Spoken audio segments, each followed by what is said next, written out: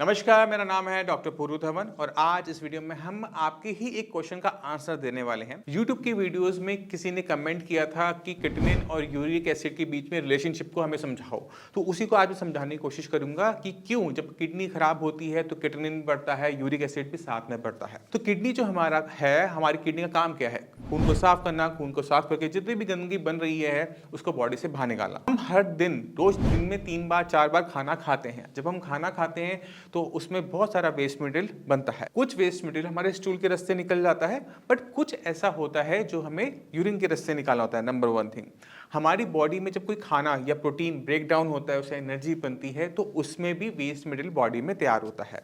जब हमारी body protein का इंटेक करती है, प्रोटीन को यूज करती है, तो उस प्रोसेस के अंदर भी यूरिक एसिड बनता है।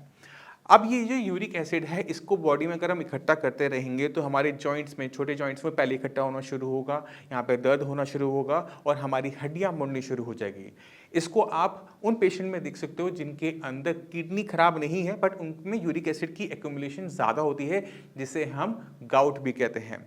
उनकी रिपोर्टों के अंदर क्रिएटिनिन की वैल्यू नॉर्मल आती है, बट यूरिक एसिड बढ़ा हुआ आता है और उसकी वजह से उनके जो छोटे छोटे जॉइंट्स हैं, हाथ की उंगलियां, पैर की उंगलियां, घुटने, कंधे, ये सब दुखते हैं, बहुत ज़्यादा दुखते हैं। मगर एक किडनी फेलियर पेशेंट में क्या हो रहा है कि किडनी के कम काम करने की वजह से गंदगी बॉडी से कम बाहर जा पाती है।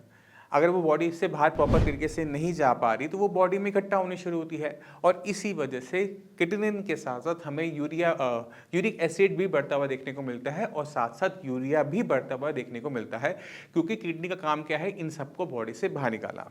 अब सवाल ये है कि बॉडी में बस ये क्या 3 ही वेस्ट मटेरियल है? ऐसा नहीं है। बॉडी में बहुत सारा वेस्ट मटेरियल बनता है, क्योंकि इनको, किटनिन को, यूरिया को, यूरिक एसिड को लैब में टेस्ट करना आसान है।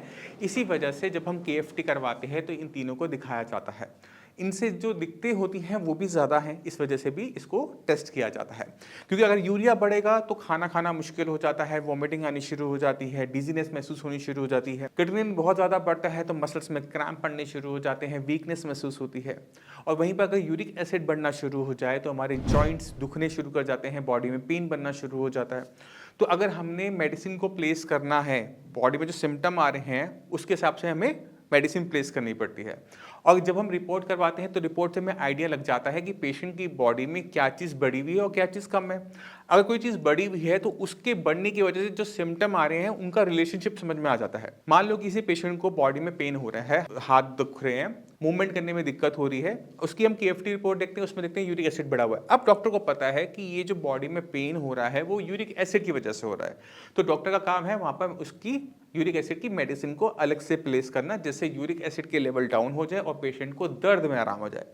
अब दर्द में आराम जो हमने ले लिया, उससे किडनी तो ठीक नहीं हो रही, बट जो हमारा पेन की दिक्कत थी, जो हर टाइम पेन बना रहता है, उसमें आराम हो जाता है। इसी वजह से तीनों चीज़ों को बहुत इंपॉर्टेंट तरीके से आपकी रिपोर्टों में देखा जाता है।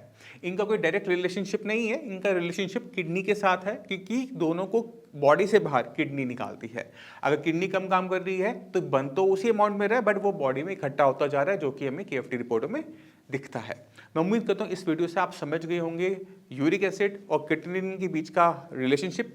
फिर भी माइंड में कोई डाउट हो, कुछ भी पूछना चाहते हो, डॉक्टर्स अवेलेबल है, मैं भी अवेलेबल हूँ, आप आ सकते हैं, मिल सकते हैं। आप इसी के साथ आप सभी से मैं चलने की आगे चाहूँगा। मिलते हैं अगली वीडियो में, तब तक के लिए नमस्कार।